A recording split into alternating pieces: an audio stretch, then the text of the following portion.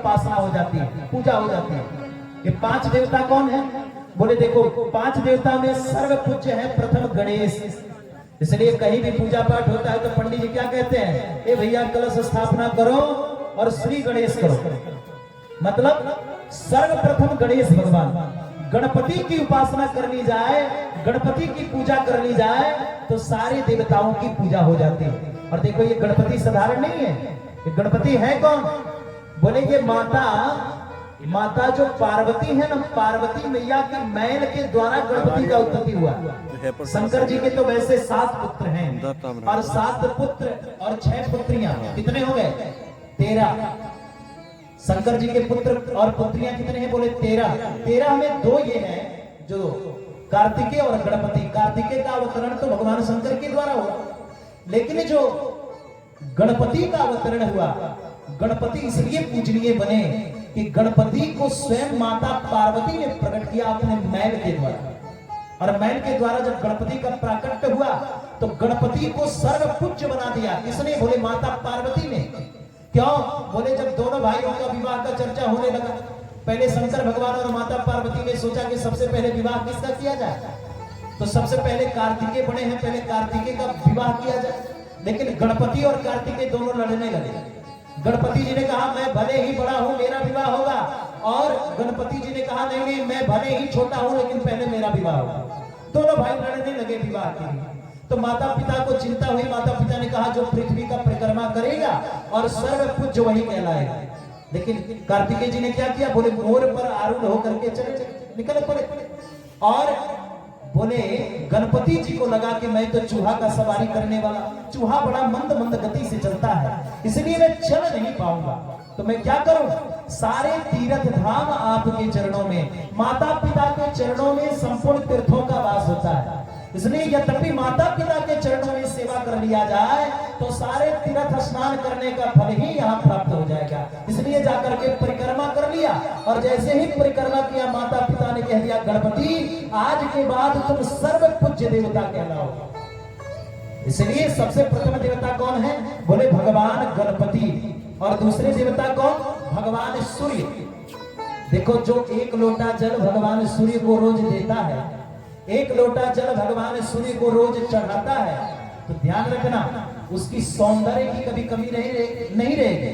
आजकल सुंदर बनने के लिए हम क्या न जाने क्या क्या करते हैं, कोई लिपस्टिक लगाता है, पाउडर लगाता है, नाना प्रकार का महाराज क्रीम पाउडर लगा करके सुंदर बनना चाहता है।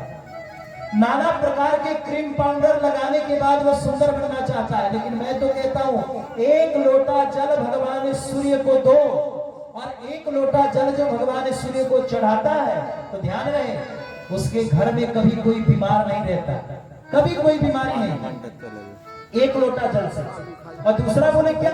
1 लोटा जल भगवान सूर्य को चढ़ाओ और उसके बाद क्या करो? बोले 1 लोटा जल चढ़ा करके उनको प्रणाम करो, नमस्कार करो, इससे आपकी सौंदर्यता भी बढ़ेगी और आपके घर में कोई बीमार भी नहीं पड़ेगा। तो ये दूसरे नंबर के देवता होगा।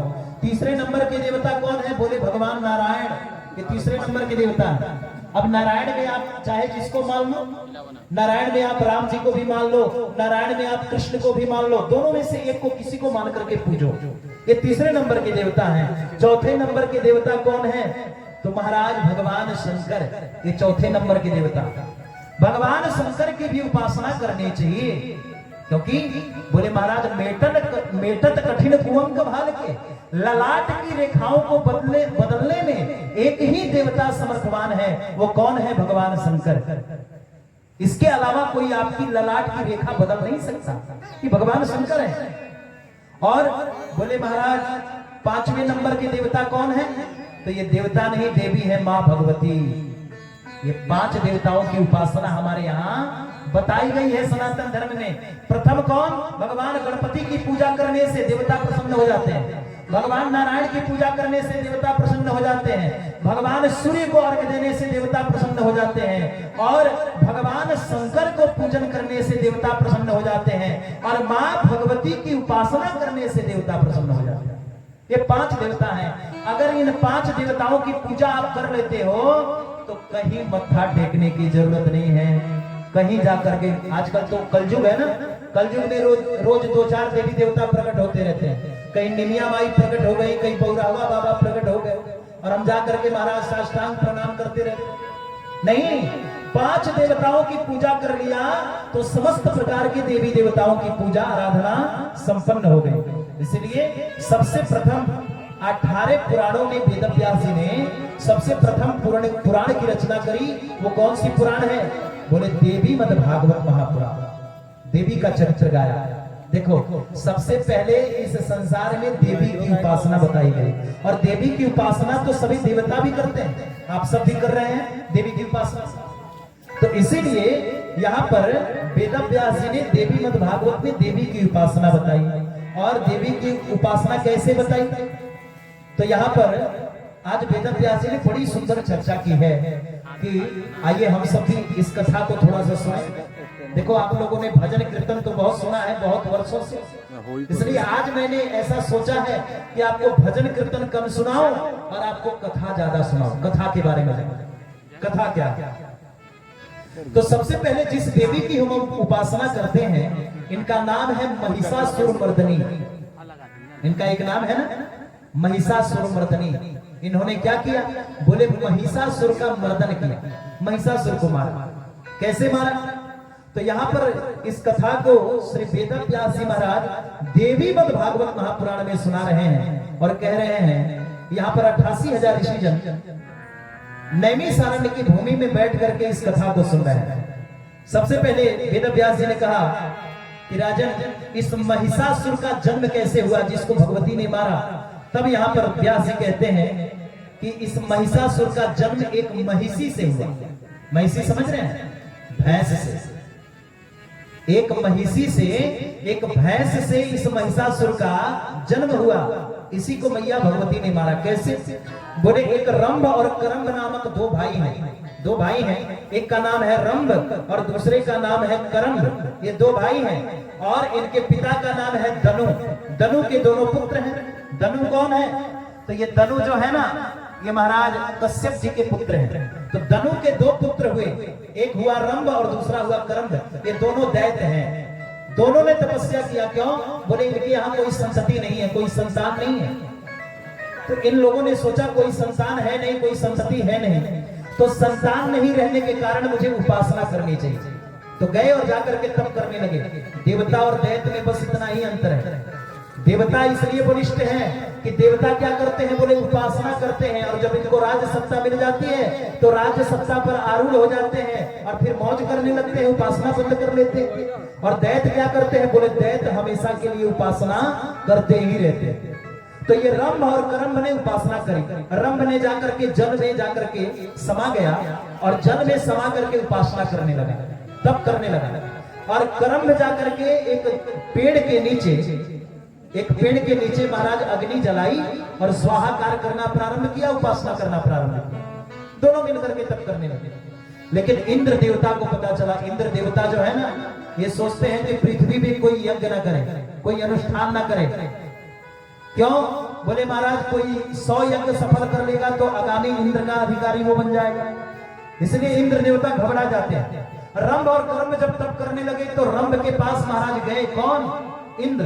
और जाकर के जल में ही मगर बन के उसको मार दिया। लेकिन जो करंभ है, करंभ ने जाकर के क्या किया? बोले महाराज वो तो एक वृक्ष के नीचे बैठ करके अग्निहोत्र कर रहा है, अग्नि में आहुति प्रदान कर रहा है। इसी बीच में इंद्र जैसे ही आए तो मरा तो नहीं, लेकिन महाराज ये करंभ जो है ये ब्रह्मा जी को प्रसन्न कर लिया। देखो, दैत्यों पर देवता बहुत अधिक प्रसन्न हो जाते हैं। क्यों? बोले दैत्य जो होते हैं ना, उपासना करने में सबसे आगे हैं। इसलिए सारे देवता प्रकट होकर के इनको वरदान देते हैं। करंभ से प्रसन्न होकर के ब्रह्मा जी ने कहा मांगो तुम्हें क्या चाहिए? तो इसने कहा सरकार आप देना ही चाहते हो तो मेरी कोई संतति नहीं है, संतान नहीं है, इसलिए मुझे एक संतान दे दो। ब्रह्मा जी प्रसन्न हुए और ब्रह्मा जी ने कहा देखो संतान तो तुम्हें मिलेगा, लेकिन जब यहां से तपस्या करके तुम जाओगे और सबसे पहले जिस स्त्री पर तुम्हारा दृष्टि पड़ेगा, जिस नारी को तुम पहली बार देख लोगे, वही नारी तुम्हारी पत्नी होगी और उसके द्वारा जब तुम संभोग करोगे, संसर्ग करोगे, तो उसके द्वारा जो पुत्र मिलेगा वही तुम्हारा पुत्र होगा। तो ये कर्म तो दैत्य है, दानव है, ये चला गया। लेकिन इसने जाते जाते रास्ते में क्या देखा? बोले एक महिषी के बच्चे को देखा, एक भैंस के बच्चे को देखा। तो महाराज ये बच्चा जो है ना भैंस का, ये जो महाराज बड़ी सुंदर है। एक महिषी को देखा, भैंसी को। जब इसकी सुंदरता को देखा तो महाराज ये दैत्य है, और दैत्य तो हमेशा भोगी ही होते हैं। जो महाराज भोग विलास की अधिक बात करे तो समझना चाहिए जीते जागते इस पृथ्वी का दैत्य ही है, राक्षसी है। क्योंकि मनुष्य क्या है? बोले मनुष्य शरीर तो उपासना के लिए मिला, और राक्षस शरीर बोले भोग विलास के लिए मिला। तो ये जो कर्म है ना, इसने एक भैंस को देखा, लेकिन इतनी सुंदर वो भैंसी है कि भैंसी को देख करके इसके मन में लालच आया और सोचा मैं इसके साथ ही संपर्क करूं, संसर्ग बनाऊं, संबंध बनाऊं। और भैंसी के साथ इसने संसर्ग किया। जैसे ही भैंसी के साथ संसर्ग किया, उस भैंसी में इस कर्म का तेज चला गया। तेज जैसे ही गया महाराज, वो भैंसी के गर्भ में जब तेज गया तो भैंसी के पेट में बच्चा आया। और भैंसी के पेट में जब बच्चा आया तो भैंसी इतनी सुंदर थी कि उसके पीछे एक भैंसा भी लग गया महाराज, भैंसा भी लग गया। लेकिन उस भैंसे से कर्म का युद्ध होने लगा। कर्म ने सोचा कि मेरे इस भैंसी के अंदर मेरा तेज है, और ये भैंसा सोच रहा है कि भैंसी बहुत अच्छी है, ये मेरे योग्य है। दोनों में युद्ध होने लगा, और दोनों में युद्ध होने लगा तो भैंसे ने उस कर्म को अपने सिंग से मार दिया। अब कर्म जब मारा गया तो भैंसी तो जो है घबराई, क्योंकि कर्म का तेज भैंसी के अंदर है। देखो ये भारतीय संस्कृति है, ये सनातन संस्कृति है। सनातन धर्म में पशु पक्षी भी महाराज क्या करते हैं? बोले पशु पक्षी भी अपने धर्म का पालन करते हैं। देखो भैंसी कौन है? बोले जानवर है। लेकिन इसने सोचा कि मेरे गर्भ में जो बच्चा है ये कर्म का बच्चा है, अब मुझे कोई अपना नहीं सकता, अब मुझे कोई छू नहीं सकता। इसलिए जिस दिन ये कर्म जलेगा मैं भी जल करके और अपना आत्मदाह कर लूंगी इसी के चिता पर। ये है सनातन। महाराज ये कर्म के चिता में आग लगाई गई, और जैसे ही कर्म के चिता में आग लगाई गई, भैंसी ने भी जाकर के उसी कर्म के साथ अपने चिता का आग लगा लिया। वो चिता में कूद गई, भैंसी भी जाकर के चिता में कूद गई। जैसे ही दोनों कूदे, कूदने के बाद दोनों का शरीर जलने लगा, और दोनों का शरीर जलते जलते महाराज उसी शरीर से एक दिव्य तेज प्रकट हुआ। महिषी के शरीर से एक तेज प्रकट हुआ, उससे हो गया महाराज एक महिषासुर। बोल महिषासुर की। देखो यहाँ महिषासुर के उपासक भी बैठे हैं। अरे भाई देवता की जय जयकार होती है, राक्षस की जय जयकार होती है। राक्षसों का जय जयकार आप लोग मना रहे हैं ना जय। तो देखो ये महिषासुर प्रकट हो गया, और ये जो कर्म था, कर्म के तेज से महाराज एक रक्त बीज नामक दैत्य प्रकट हो गया। ये दोनों भाई हैं। कर्म से एक रक्त बीज हुआ, और भैंसी जब मरी तो उससे एक महिषासुर हुआ। महिषी, भैंसे को संस्कृत में महिषी बोलते हैं, इसलिए महिषासुर हुआ। महाराज ये दोनों ने तपस्या करी, महिषासुर ने भी और रक्त बीज ने। ब्रह्मा जी से तप कर करके दोनों बलिष्ठ हो गए, और बलपूर्वक जाकर के महाराज क्या किया? बोले सबसे पहले इंद्र को ललकारा, और इंद्र को जैसे ही ललकारा, इंद्र ने स्वर्ग छोड़ करके अपना राज्यपाट छोड़ करके फरार हो गए देवताओं के साथ, और जाकर के भगवान विष्णु को ललकारा। भगवान विष्णु भी युद्ध करने लगे इस महिषासुर से। भयंकर युद्ध हुआ महाराज, इतना भयंकर युद्ध हुआ कि 5000 वर्षों तक युद्ध चलते रहा। लेकिन अंतोगत्वा क्या हुआ? भगवान श्रीमन नारायण ने युद्ध बीच में ही छोड़ करके और भगवान श्रीमन नारायण निकल पड़े, चले गए। और भगवान श्रीमन नारायण जब चले गए तो भगवान श्रीमन नारायण के चले जाने के बाद अब तो देवताओं में खलबली मच गई, देवता घबराए, क्या किया जाए? सारे के सारे देवता भगे, और जाकर के महाराज सबसे पहले किसको बताया? बोले ब्रह्मा जी को बताया, और कहा हे ब्रह्मदेव आप रक्षा करो। ब्रह्मा जी ने कहा मेरे बस की बात नहीं, चलो भगवान विष्णु के पास। महाराज सब मिलकर के भगवान विष्णु के पास आए। भगवान विष्णु ने कहा देखो ये जो महिषासुर है ना बड़ा बलिष्ठ है, इसने इंद्र के सिंहासन को भी छीन लिया है, इतना बलिष्ठ है, इसीलिए अब इसको मारना मुश्किल है, क्योंकि इससे हमारा 5000 वर्षों तक युद्ध हुआ। और मैं भी इसे प्राप्त नहीं कर पाया, इसलिए चलो महादेव के पास, महादेव ही कुछ निर्णय करेंगे। देखो जब देवताओं पर विपत्ति आती है ना, तो देवता भगवान विष्णु के पास जाते हैं, और भगवान विष्णु के ऊपर भी जब विपत्ति आती है तो एक देवता है जो विपत्ति से बचाते हैं। वो कौन है? बोले महादेव हैं, भोलेनाथ हैं। ये भोलेनाथ के अलावा महाराज विपत्ति का सामना कोई करने वाला है नहीं। क्यों? क्योंकि मेटत कठिन कौन भाल, ललाट की रेखाओं को बदलने में भी भोलेनाथ समर्थवान है। एक बार तो सांप बिच्छू रोते हुए आए भोले बाबा के पास, सरकार हमको क्यों बनाया संसार में, हम सांप बिच्छू जहां भी जाते हैं लोग मुड़ कुचल कुचल करके फेंक देते हैं। भोले बाबा ने कहा तो संसार में इधर उधर जाने की क्या जरूरत, हमारे घर चले आओ। सांप बिच्छुओं को अपने घर बुला लिया, इसलिए तो नाम पड़ गया भुजगेंद्र हार। जो भुजंगों को भी अपना हार बना ले वही तो शिव है, वही तो शंकर है। इसलिए सांप बिच्छुओं को अपने घर बुला लिया। एक बार भूत प्रेत रोते हुए आए, भोले बाबा हमको क्यों बनाया, हम भी जिधर जाते हैं लोग छूट छुटकार करके शीशी में बंद कर देते हैं, फेंक देते हैं। बाबा ने कहा तो इधर उधर जाने की क्या जरूरत, हमारे घर चले जाओ। तो सांप बिच्छुओं को भी बुला लिया और भूत प्रेतों को भी बुला लिया। इसलिए महाराज नाम है भूत भावन भगवान भोलेनाथ। भूत प्रेतों को भी संग में रखते हैं, ऐसे महादेव हैं। महाराज दुनिया के जितने भी देवी देवता हैं उन पर विविध प्रकार का भोग चढ़ाओ, व्यंजन चढ़ाओ, तब जाकर के प्रसन्न होते हैं। लेकिन भोले बाबा के पास भांग धतूरा बेलपत्र चढ़ा दो, बाबा उतने में प्रसन्न हो जाते हैं। इनको कुछ चाहिए नहीं, ये तो भांग और धतूरा और बेलपत्र पर ही मस्त रहते हैं हमारे, और कुछ नहीं चाहिए। ऐसा कृपालु, ऐसा दयालु कोई देवता ही नहीं हो सकता। एक बार तो एक भक्त था, महादेव का भक्त, भोले बाबा का भक्त, सोचा चलो शंकर जी के मंदिर में प्रणाम करने चलते हैं। जैसे ही गया शंकर जी के मंदिर में 20 किलो का एक पीतल का घंटा महाराज लटक रहा था। सोचा भैया 20,000 का काम बन गया। महादेव के शिवलिंग पर ही पैर रखा और घंटा उतार दिया महाराज। जैसे ही घंटा उतार करके और नीचे आया, महादेव प्रकट हो गए। ए भक्त वरदान मांगो। घबराया, सरकार कौन है? भोले बाबा बोले मैं भोलेनाथ।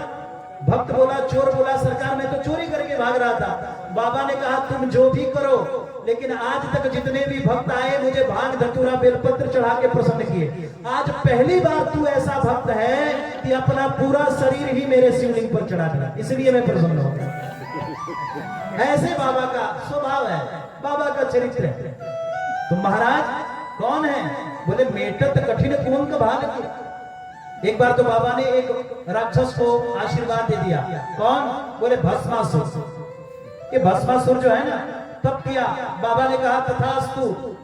तो बोला सरकार अमृत का वरदान चाहिए। बाबा ने कहा देखो भाई अमृत का वरदान तो मिलेगा नहीं, और कुछ मांग लो।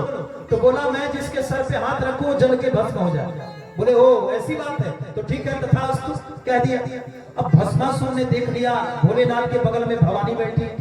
अब माता जी का जब सौंदर्य देखा, ऐसा सुंदर रूप, तो महाराज वो तो राक्षस है, कामी है। माता जी के ऊपर को दृष्टि डाली और कहा भोलेनाथ ये कौन है? बाबा ने कहा हमारी अर्धांगिनी है, हमारी पत्नी है। बाबा ने कहा तो तुम मरकट लोचन, भांग धतूरा खाने वाले, इतनी सुंदर स्त्री को लेकर के क्या करोगे? लाओ मुझे समर्पित करो। बाबा ने कहा ए दुष्ट, तुम्हें पता नहीं हमारी पत्नी है।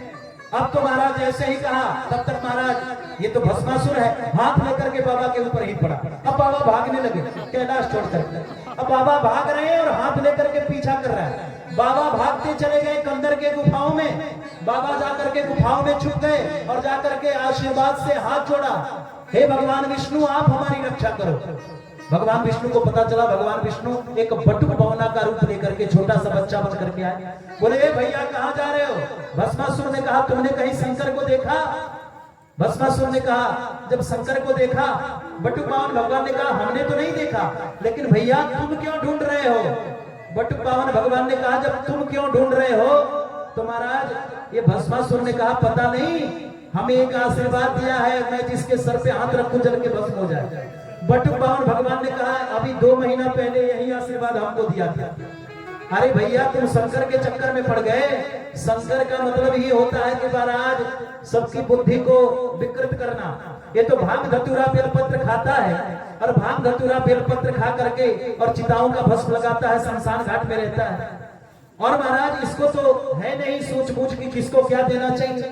हम भी जा रहे थे तो इसने हमको दे दिया कि मैं जिसके सर पे हाथ रखूं वो जल के भस्म हो जाए।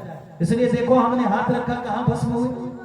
अब भस्मासुर ने कहा कि देखो हमको उल्लू मत बनाओ, हम अपने सर पे हाथ रखेंगे जल के भस्म हो जाएंगे, क्योंकि हमें वरदान है। बटुक बावन भगवान ने कहा यही वरदान तो हमको भी मिला है, देखो हम हाथ रख रहे हैं कहां जल रहे हैं। तो महाराज ये भस्मासुर ने कहा देखो अब तुम उल्लू मत बनाओ, मैं समझ गया तुम उल्लू बनाने आए। बटुक बावन भगवान ने कहा कि देखो एक काम करो, वरदान का परीक्षण कर लो, असली है कि नकली है। बोले कैसे परीक्षण होगा। बोले सर पे हाथ ऊपर करके रखो और जब थोड़ा थोड़ा गर्म लगेगा तो समझ लेना वरदान असली है, और गर्म नहीं लगेगा तो समझ लेना वरदान नकली है। अब हाथ ऊपर किया, बोले गर्म लगा, बोले नहीं, और नीचे करो, गर्म लगा, बोले नहीं, और नीचे करो, गर्म लगा, बोले नहीं, और नीचे करो, गर्म लगा, बोले नहीं, और नीचे करो, गर्म लगा, बोले नहीं। अब रख दो, कुछ नहीं होने वाला। जैसे ही हाथ रखा जल के भस्म हो गया। तब शंकर भगवान आए, जय हो सरकार, आपने बड़ी ठीक समय पर हमारी रक्षा कर। भगवान विष्णु ने कहा बाबा कम से कम आप भांग धतूरा में बिलपत्र में मस्त रहते हैं, तो कम से कम वरदान किसको कब क्या देना है ये तो सोच समझ करके दिया करिए। वरदान ऐसे वैसे नहीं दिया जाता, सोच समझ करके वरदान दिया करो बाबा। लेकिन ऐसे है भोलेनाथ कि महाराज जो जैसे प्रसन्न करना चाहता है वो वैसे प्रसन्न हो जाते हैं। हो डमरू वाले महादेव मेरे, आइए भाव से गाएं। हो डमरू वाले महादेव मेरे, तेरा जलवा कहाँ पर नहीं है, नहीं है तेरा जलवा कहाँ पर नहीं है। डमरू वाले महादेव मेरे, डमरू वाले महादेव मेरे, तेरा जलवा कहाँ पर नहीं है, नहीं है तेरा जलवा कहाँ पर नहीं है। हाथ पर गिराइए, बोल भोलेनाथ की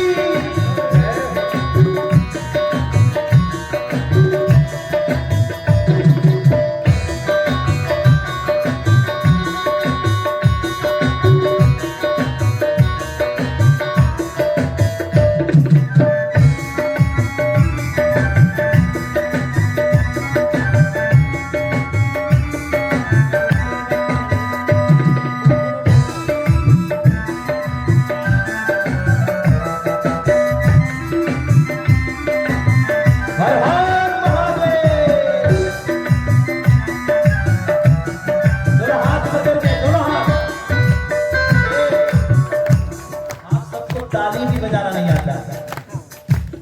देखो शास्त्र कहता है जो बजाए ताली उसका हाथ रहे ना खाली।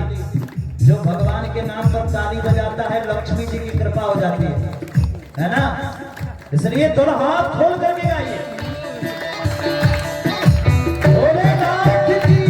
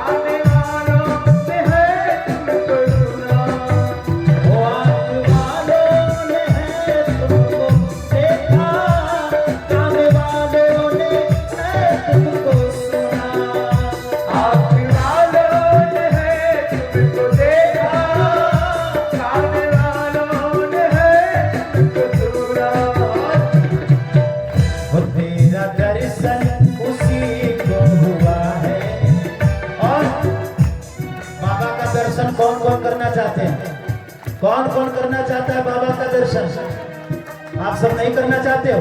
दोनों हाथ ऊपर करके बोल शेरा वाली मैया की जय, पहाड़ा वाली मैया की जय, जोता वाली मैया की जय, भोलेनाथ की जय।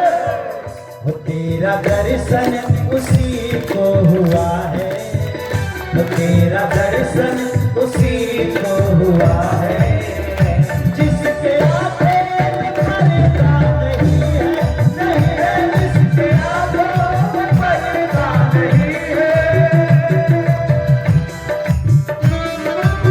हरि बोल।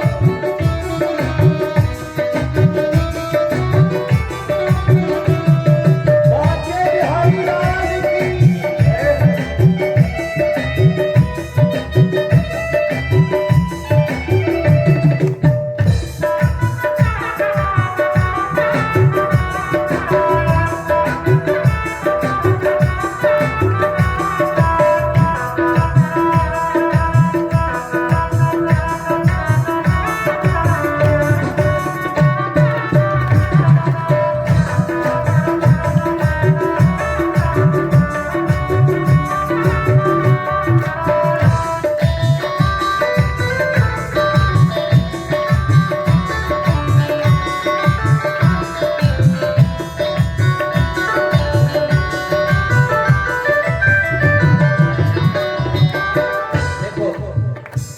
लोग दारू पीते हैं, शराब पीते हैं, नशा चढ़ती है।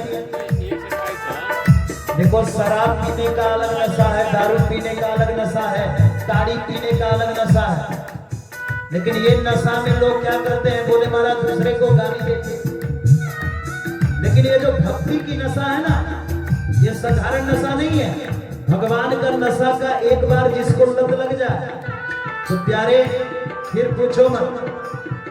वो ये नशा जल्दी चढ़ता नहीं है, चढ़ गया तो उतरता नहीं है। ये नशा जल्दी चढ़ता नहीं है, चढ़ गया तो उतरता नहीं है।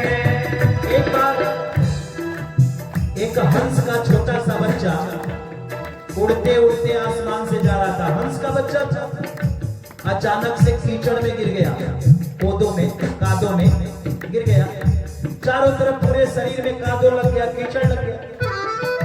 अब महाराज काला काला सब कीचड़ होता ही है, कादो होता। अब सोचने लगा, बगल में कौवा उड़ रहे थे, कौवा भी काले काले थे। अब हंस का बच्चा सोचा मैं भी काला और ये कौवा भी काले, ये बिल्कुल हमारे प्रजाति वाले हैं। अब कौवों के बीच में रहने लगा। था तो हंस का बच्चा, लेकिन कौवों के बीच में रहने लगा। अब कौवा भी काव काव कर रहे हैं और ये हंस का बच्चा भी काव काव कर रहा है। एक बार बगल से उड़ते उड़ते हंस जा रहा था। हंस ने देखा भैया कौवों के बीच में हमारा बच्चा क्या कर रहा है, ये तो हंस का बच्चा है। जा करके बताया तू तो हंस का बच्चा है, कौवों के बीच में क्या कर रहा है। हंस का बच्चा बोला देखो भैया ये भी काले हम भी काले, इसलिए हम भी तो कौवे ही हैं। हंस ने कहा तू हंस का बच्चा है और कौवों के बीच में पड़ा है, अगर तू अपना स्वरूप भूल गया है तो मैं तुम्हें याद दिला दूं। पकड़ा अपने बच्चे को और ले जा करके महाराज एक तालाब में डाल दिया, नदी में डाल दिया। जैसे ही कीचड़ धुला, बिल्कुल महाराज कालापन धुल गया, बिल्कुल श्वेत हो गया, स्वच्छ हो गया। हंस ने कहा पहले अपना शरीर देख। जब देखा चारों तरफ से स्वस्थ है, स्वच्छ है, श्वेत है, तब इसने कहा महाराज सच में मैं हंस ही हूं। तब हंस ने कहा भैया तू तो हंस का बच्चा है, कौओं के झुंड में आकर के काव काव करने लगा। मतलब ईश्वर अंश जीव अविनाशी, चेतन अमन सहज सुखराशि। हम तो परमात्मा के ही हैं, भगवान के ही हैं। लेकिन भैया जब देखो तब हाय हाय, जब देखो तब काय काय, हाय हाय और काय काय के चक्कर में पूरा जीवन बर्बाद कर दिया। ना हरि भजन किया, ना प्रभु को याद किया, ना प्रभु को पाया। इसलिए काय काय हाय हाय छोड़ना पड़ेगा, तभी महाराज चमत्कार होगा। हो ये नशा जल्दी चढ़ता नहीं है, चढ़ गया तो उतरता नहीं है, चढ़ता नहीं है, चढ़ गया तो उतरता नहीं है। हो ये नशा